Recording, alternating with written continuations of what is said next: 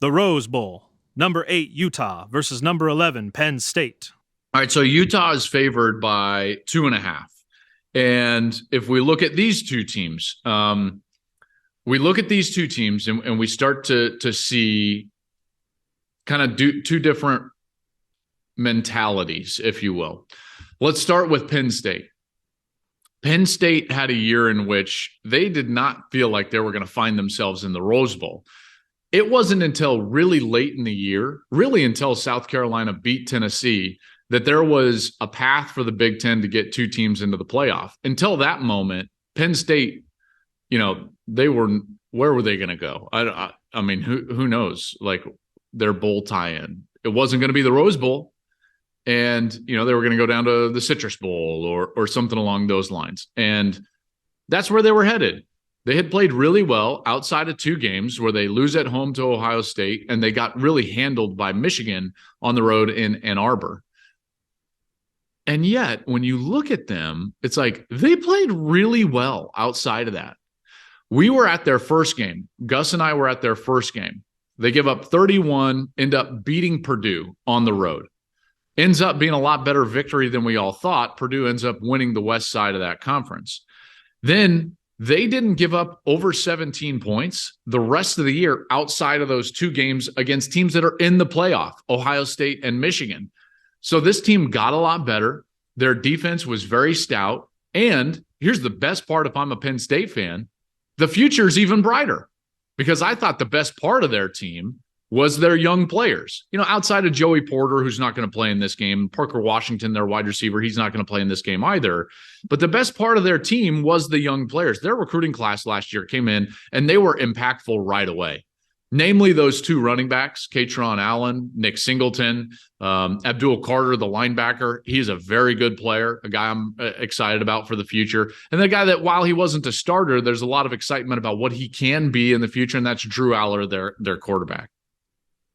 So this is a team that didn't think they were going to find themselves in the Rose Bowl. They're in the Rose Bowl, and they feel really good about where they're headed, the trajectory of their program.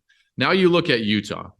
And Utah, for me, it's not even about this specific season. It's actually about what they've been building for now over a decade when you really think about it. Okay, so 2010, they're in the Mountain West Conference.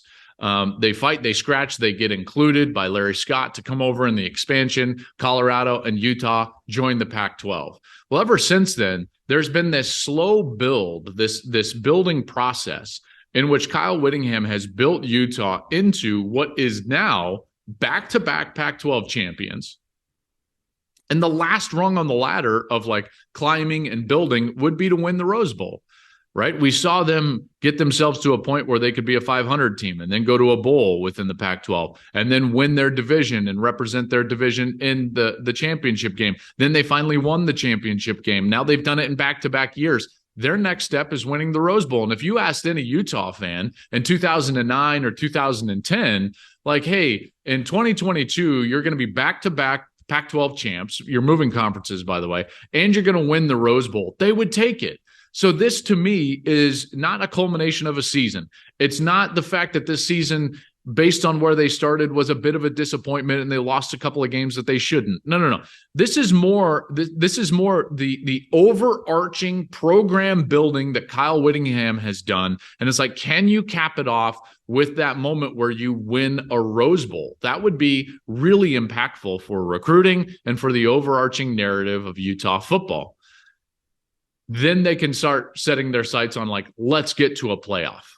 That's then the next step. Okay. So I do think that's a fascinating conversation and why I think Kyle Whittingham is such a good coach. Okay. So now let's look at like the actual game, the actual matchup. Why is Utah favored by 2.5? Well, I actually think it's because of their defense.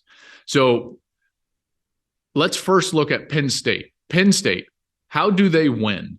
Well, when Penn State is playing well, they generally are leaning on their run game and those 2 young running backs. You see, I like Sean Clifford, and I'm happy for him that he gets this opportunity to play in the Rose Bowl. But when Penn State just says like, okay, Sean, it's on you. Like, you need to go out there and win the game. They're not at their best. We saw that a year ago. They needed to improve their run game to help him out. They did that, and they've had a really successful season because of that. Okay, so you've got to run the football if you're Penn State. In fact, here's in the 10 wins that they had, they averaged 40 carries, attempts, running the football a game. In the 2 losses against Michigan and Ohio State, they ran it 27 times a game. I get it. The nature of the games, you're behind. You've got to throw the football. I get that. I understand. But it just goes to show you the terms of the game have to be played in their run game with those young guys getting the touches. And when they do that, they're pretty good. It's tough to do that against Utah. It's really tough to do that against Utah. I don't think Utah's defense gets the credit that it should for being one of the best units in the country. They're the best defense in the Pac-12. No one wants to talk about like how good they are, but they're number 1 in the Pac-12 in total defense, scoring defense, rushing defense.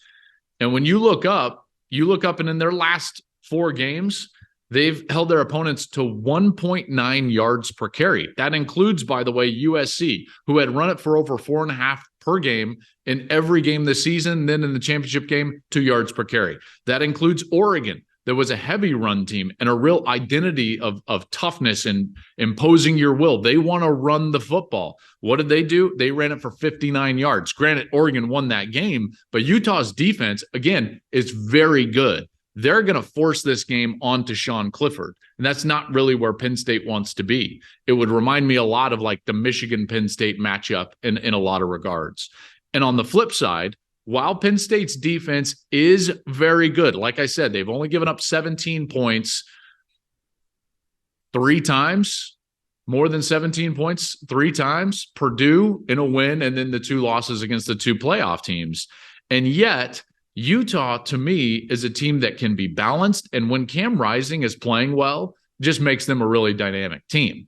So Jaquindon Jackson is a guy I really like at running back. In his last couple of games, 23 carries, 222 yards, and 5 touchdowns. And then you've got Cam Rising. I understand that Utah's not going to have Clark Phillips or Dalton Kincaid, Tavion Thomas. I know that, but again, Jackson is a really good player. I like Utah a lot, but Penn State's playing with house money. See, Utah really wants to win this game. They're going to feel the pressure of what happened last year against Ohio State. And when you look at Penn State's defense, they're so much better than people realize. Okay, in the last half of the year, again, only Michigan and Ohio State were able to do really anything offensively against Penn State. So I'm going with James Franklin, the young Nittany Lions. They're they're dogs by 2.5. Give me the 2.5, and I'm taking Penn State. And you talk about a springboard into next year. I think that they can springboard and really have a huge year next year with that core of young players there for Penn State. Hey, thanks for watching. If you enjoy that clip, make sure you click subscribe somewhere down here. From game highlights to exclusive interviews and rankings, we've got everything you need as a college football fan right here, College Football on Fox.